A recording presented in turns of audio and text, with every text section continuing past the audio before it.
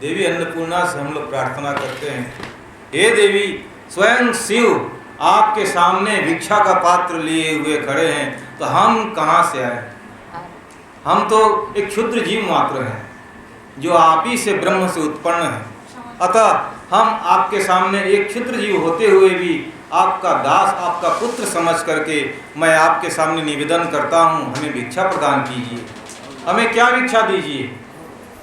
केवल अन्न नहीं, धन धान्य पुत्र आदि दान में दीजिए, जिससे हमें पुष्टि मिलेगी, जिससे हमें सौभाग्य प्राप्त होगा और जिससे हमें विवेक मिलेगी, ज्ञान मिलेगा, जिसके कारण हम सद्बुद्धि को प्राप्त हो जाएंगे और सत्कर्म में लिप्त होंगे।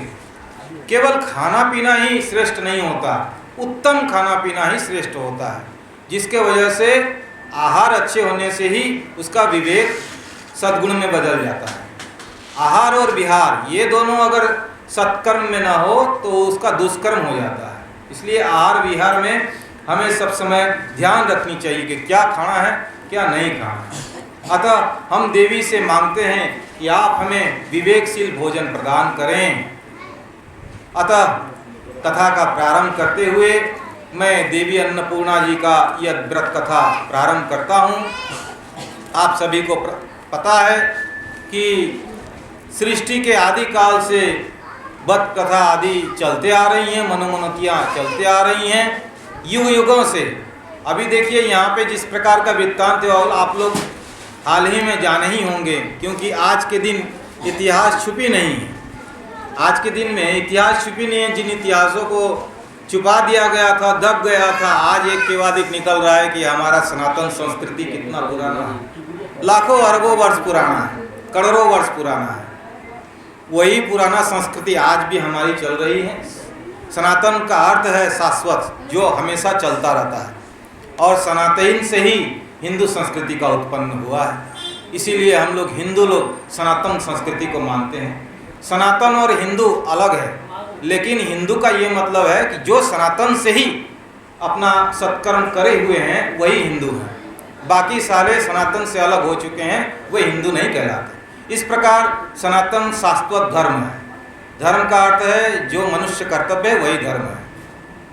अब हम कुछ श्लोक पढ़ेंगे, तत्पश्चात हम हिंदी में इसका अनुवादन कर देंगे।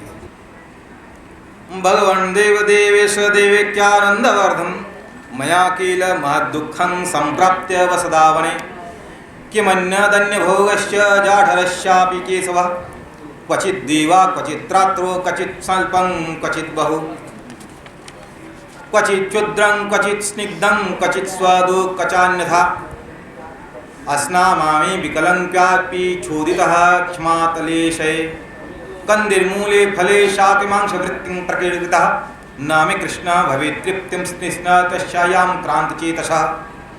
इस प्रकार महाभारत काल में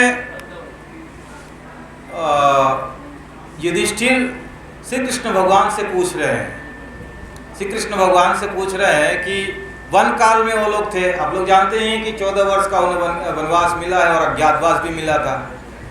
तो उसी समय में श्री कृष्ण भगवान से वो पूछ रहे हैं कि हम लोग राजा धीराज के पुत्र, क्षत्रिय धर्म से उत्पन्न, इतना कुछ होते हुए भी, राजपाट होते हुए भी आज हम लोग वन वन भटक रहे हैं। भला इसका क्या कारण हो सकता है? पांडव और कौरव दो माने जाते हैं। हम लोगों के पास सारे धन संपत्ति होने के बावजूद भी हम धन संपत्ति से और अपने राज्य से विमुख हो गए हैं। हमारे पास सामर्थ्य है, शक्ति है, फिर भी आज हम उससे वंचित हैं। इसका क्या कारण है? हमने पासा खेला, उसमें हार गए, जो नहीं खेलना चाहिए था। दुर्बुद्धि आ गई उनके मन में। लेकिन ये सब क्यों हुआ? ये प्रवृत्तियाँ क्यों आई और ये सब कारण क्या हो सकता है? तो श्री कृष्ण भगवान से युधिष्ठिर पूछ रहे हैं। पंच पांडव के जो प्रमुख थे बड़े भाई युधिष्ठिर जी, वो पूछ रहे हैं कि ऐसा क्या कारण है जिसमें से हमें किमन्य धन्य भोगश्च जठरायस्पि केशव, हे केशव, क्या हम इस प्रकार से कभी कभी आधा पेट खाते हैं कभी कभी बिना रस का भोजन करते हैं। राजप्रसाद में रहते हुए हम तो खूब अच्छा से भोजन करते थे, यहाँ पे तो हमें अच्छा से भोजन नहीं मिल पाता। कभी दिन में मिलता है तो रात्रि में नहीं, कभी रात्रि मिलता है तो दिन में नहीं। बताइए, इसमें से जो भीम है, आप जानते ही हैं कि वो कितना प्रचंड है, और उसे एक पल की भोजन न मिले तो क्या हालत हो। बाकी लोग व्रत उपवास से काम चला ले, लेकिन भीम के लिए ये कर पाना कठिन होता है। अब उन्हें भी खाने पीने के लिए मुश्किल हो गई है। तो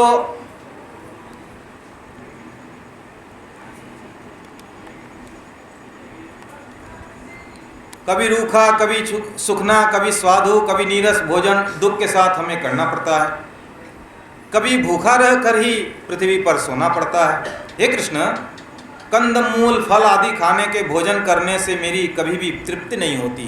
खा लेने के बाद भी मुझे शांति नहीं मिलती। मैं सदा ही ऐसा लगता है कि भूख प्यास से व्यक्त हूँ। हे कृष्ण, दुष्टों ने मेरा राज्य छीन लिया है। भाइयों से मुझे अलग रहना पड़ रहा है। मेरे साथ गांडीवधारी अर्जुन के जो धनुष हैं उसका नाम गांडीव है, तो मेरे साथ गांडीवधारी अर्जुन तथा भीमसेन को भी यह दुख सहना पड़ रहा है। हे कृष्ण, यह दुख मेरे किन पापों के कारण हो रहा है? पंच पांडव हैं, साथ में कृष्ण भगवान हैं, उसके बावजूद भी वो कह रहे हैं कि हमसे क्या दुष्कर्म या पाप हुआ है।